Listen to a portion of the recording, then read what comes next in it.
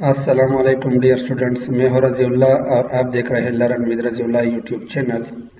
आज का हमारा लेक्चर नंबर 3 है और इस लेक्चर में मैं आप लोगों को कंडीशनल फॉर्मेटिंग और सम फार्मूला सिखाऊंगा और उसके बाद में आप लोगों को आज असाइनमेंट दे रहा हो, तो वीडियो को पूरा देखे। आखिर में मैं आप लोगों को असाइनमेंट दूंगा आप वो असाइनमेंट ये जो स्क्रीन पे नज़र आ रहा है इस व्हाट्सएप नंबर पे सेंड कर सकते हैं या ये जो ईमेल है आप इस ईमेल पे भी सेंड कर सकते हो। तो आप लोगों ने वो मंडे तक सबमिट करना होगा। तो लेक्चर को ध्यान से देखिए, अगर समझ नहीं आया तो इसको 2-3 मरतबा देखिए, उसके बाद आप लोग असाइनमेंट कंप्लीट करके मुझे सबमिट कर दें। और इस लेक्चर का प्रैक्टिस फाइल में आप लोगों को डिस्क्रिप्शन में देता हो, वहां से आप इस प्रैक्टिस फाइल को डाउनलोड भी कर सकते हैं। तो चलिए शुरू करते हैं अपना लेक्चर को। तो ये जो टेबल मैंने बनाया है, इस टेबल में मैं आप लोगों को conditional formatting, format as a table और स्टाइल आप लोगों को सिखाऊंगा और आखिर में मैं आप लोगों को सम फार्मूला सिखाऊंगा कि सम फार्मूला किस तरह काम करता है और इसको हम किस तरीके से इस्तेमाल कर सकते हैं।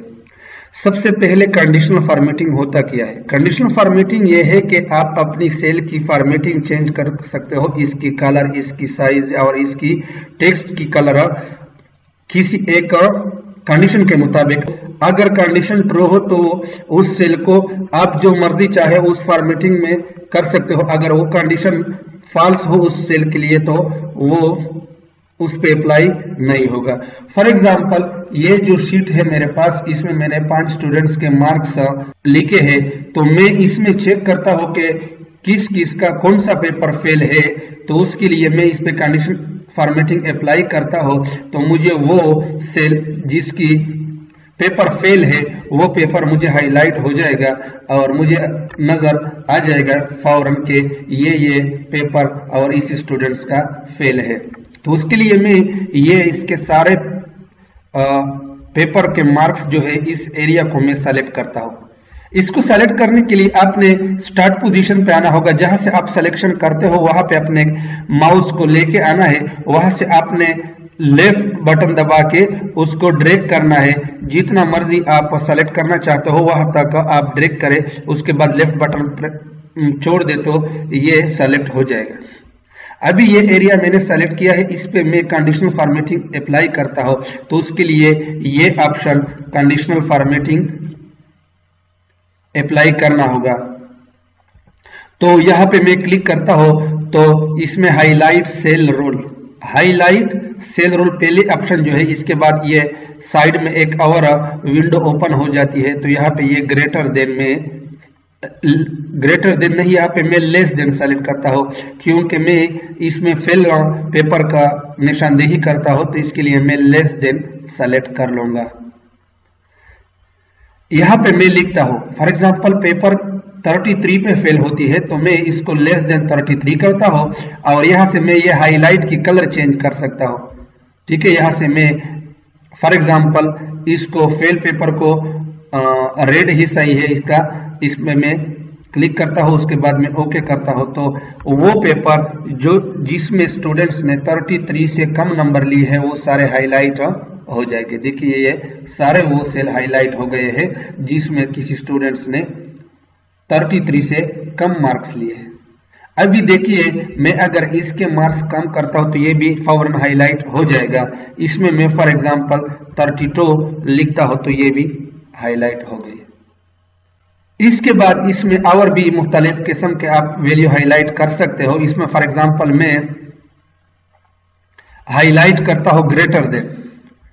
ठीक है, मैं इसमें ग्रेटर देन फॉर एग्जांपल मैं कहता हूं कि ग्रेटर देन 80 हाईलाइट कर दो। ये देखिए सिर्फ वो पेपर हाईलाइट होंगे जिसमें स्टूडेंट्स ने 80 से ज्यादा मार्क्स लिए। देखिए 80 से जिन पेपर में लोगों ने 80 से ज्यादा नंबर लिए हैं वो हाईलाइटेड हो गई है।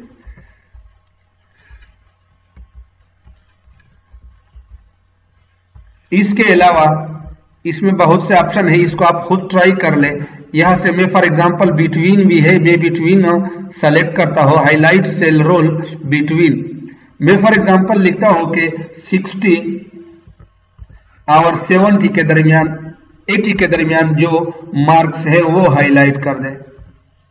70 एंड 60 एंड 70 के दरमियान जो मार्क्स है सिर्फ वो हाईलाइट कर दे। तो देखिए ये 3 पेपर में मुख्तलिफ स्टूडेंट्स ने 60 और 70 के दरमियान मार्क्स लिए हैं। उसके बाद आता है format as a table. Format as a table, अभी ये data as a table show नहीं हो रहा है, इसको मैं फॉर्मेट एज अ टेबल कर रहा हूं। तो इसको टेबल के स्टार्ट से जो फर्स्ट सेल है वहां से आपने अपना माउस लेके आना है, फिर लेफ्ट बटन दबा के इसको ड्रैग करना है। अपना सारा एरिया जितना भी आपका टेबल डेटा है वहां तक आपने सेलेक्ट करना है, उसके बाद छोड़ना है। इसके बाद आपने फॉर्मेट एज अ टेबल पे क्लिक करना है। यहाँ पे आप में मुख्तलिफ किस्म के डिजाइन आ जाएंगे, जो भी डिजाइन आपको पसंद हो उस पे क्लिक करें, वो फॉर्मेट आपके टेबल पे अप्लाई हो जाएगा। यहाँ पे अगर आपके टेबल में हेडिंग हो तो ये टिक मार्क रहने दे। अगर आपकी टेबल में हेडिंग नहीं है, हेडिंग का मतलब यह है कि यहाँ पे serial number, name, maths, Urdu, English ये हेडिंग है, ठीक है। तो आपने ओके प्रेस करना है। तो ये फॉर्मेट एज अ टेबल हमें आ गई है। अभी ये प्रॉपर तरीके से एक टेबल बन गया है। उम्मीद करता हूं यहां तक आपने सीख लिया होगा। इसके बाद में आप लोगों को सम का फार्मूला सिखाता हूं। यहाँ पे आप 10 मार्क्स, यहाँ पे मैं इन सारे स्टूडेंट्स के मार्क जमा करके यहाँ पे इसका रिजल्ट लिखना चाहता हूं। तो इसके लिए मैं सम का फार्मूला अप्लाई करूंगा। सम का फार्मूला अप्लाई करने के लिए एमएस एक्सेल में जो भी आप फार्मूला लिखेंगे तो उसके लिए सबसे पहले आपने इज इक्वल टू लिखना है। जैसे ही आप इज इक्वल टू लिखेंगे तो एक्सेल इसको फार्मूला तस्वर करेगा। अगर इज इक्वल टू नहीं लिखेंगे तो वो फार्मूला तस्वर नहीं किया जाएगा। तो ये रोल है कि एक्सेल में जब भी आप फार्मूला लिखेंगे तो पहले आपने इज इक्वल टू लिखना है। उसके बाद सम फार्मूले का कीवर्ड है SUM, सम ब्रैकेट स्टार्ट। उसके बाद अगर आप किसी रेंज को सम करना चाहते हो, रेंज का मतलब यह है कि फॉर एग्जांपल मैं यहां से ये अहमद के मार्क्स जमा करना चाहता हूं तो ये एक रेंज बनती है। ये मैथ्स, उर्दू, इंग्लिश, साइंस, पाक स्टडी, इस्लामियात, ये 6 सेल है और इस सेल के दरमियान में कोई भी ब्रेक नहीं है। ये E3 से स्टार्ट होता है और J3 तक ये रेंज बनती है। तो इसको सम करने के लिए आपने इस रेंज का फर्स्ट सेल किया है। फर्स्ट सेल ये मार्क्स जो 45 मार्क्स है मैथ्स में, ये इसकी फर्स्ट सेल है। और इस सेल का नाम किया है, मैंने पिछले लेक्चर में आप लोगों को बताया था कि हर सेल का एक अपना यूनिक नाम होता है और वो नाम क्या होता है, वो नाम इसकी कलम और इसकी रो से हम जाहिर करते हैं। ये फॉर एग्जांपल ये जो 45 लिखा हुआ है ये ई कलम में है और 3 रो में है, तो इसका नाम है E3। देखिए जैसे ही मैंने E3 लिख दिया तो यहाँ पे ये सेल सेलेक्ट हो गया है। उसके बाद आपने कोलोन लिखना है। कोलोन ये डबल डॉट, इसको कोलोन कहा जाता है। देखिए ये कोलोन, इसको कोलोन कहते हैं। तो आपने ये कोलोन लिखना है और कोलोन लिखने के लिए आपने शिफ्ट बटन और L के साथ जो बटन है जिसमें सेमी कॉलन और कोलोन है तो इसको प्रेस करना होगा। इसके बाद अहमद के रेंज के लास्ट सेल, ये इस्लामियात के मार्क्स जो लिखे हैं 87, ये इस रेंज की लास्ट सेल है और इसका नाम है J3। तो ये आपने J3 लिखना है, ठीक है। उसके बाद आपने ब्रैकेट क्लोज करना है और इंटर प्रेस करना है। देखिए अभी ये सम हो गई है। और इस टेबल का फायदा ये है कि इस टेबल में आप पहले सेल पे जो फार्मूला अप्लाई करते हो तो वो खुद ब खुद सारे उस टेबल में जितने भी स्टूडेंट्स है वो सब पे अप्लाई हो गया है। देखिए एक क्लिक से इस सारे के स्टूडेंट्स के मार्क्स प्लस हो गए। इसके बाद सम को हम 2-3 तरीकों से इस्तेमाल कर सकते हैं। उसके लिए मैं आपको यहाँ से एक और एग्जांपल में भी आप लोगों को समझाता हूँ। फॉर एग्जांपल यहाँ पे मैं डेटा लिखता हूँ,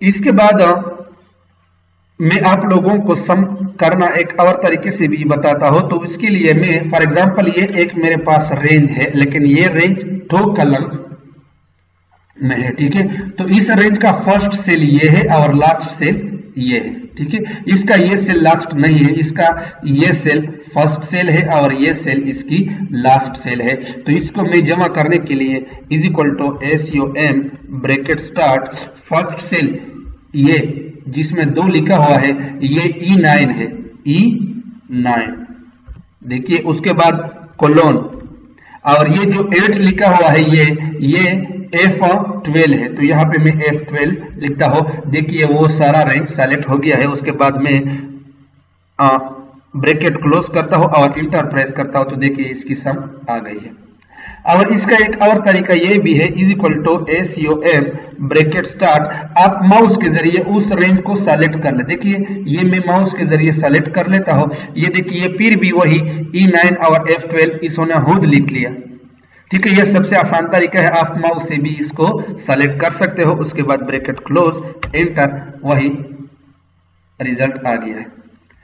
और एक और तरीका भी है, वो ये है कि अगर मैं ये इस रेंज में ये सारे सेल को जमा नहीं करना चाहता, इसमें मैं मखसूस सेल को जमा करना चाहता हूँ। फॉर एग्जांपल मैं ये 2, ये 5 और ये 7 जमा करना चाहता हूँ, बाकी को मैं सम नहीं करना चाहता। तो उसके लिए is equal to SUM bracket start. उसके बाद जो जो सेल आपने जमा करना हो उस सेल को सेलेक्ट करें। फॉर एग्जांपल मैं ये सेल कामा, उसके बाद कामा लगाना होगा। फिर ये 5 को मैं ऐड नहीं करना चाहता, ये मैं ऐड करना चाहता हूँ। उसके बाद कामा मैं ये 4 ऐड करना चाहता हूँ।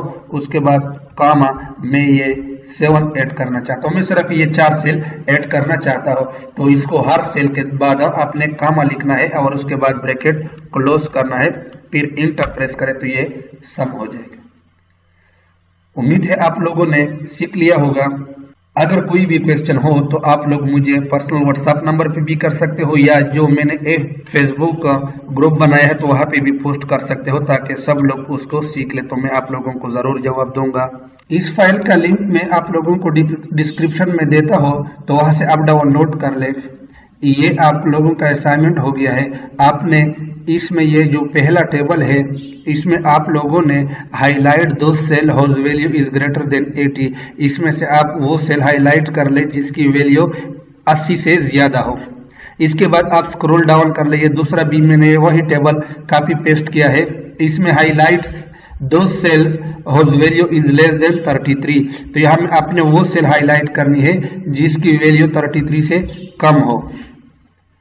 इसके बाद ये इसमें वो सेल हाईलाइट कर ले जिसकी वैल्यू 60 और 80 के दरमियान हो। इसमें आप लोगों ने वो वैल्यू हाईलाइट करनी है जिसकी वैल्यू 60 और 80 के दरमियान हो।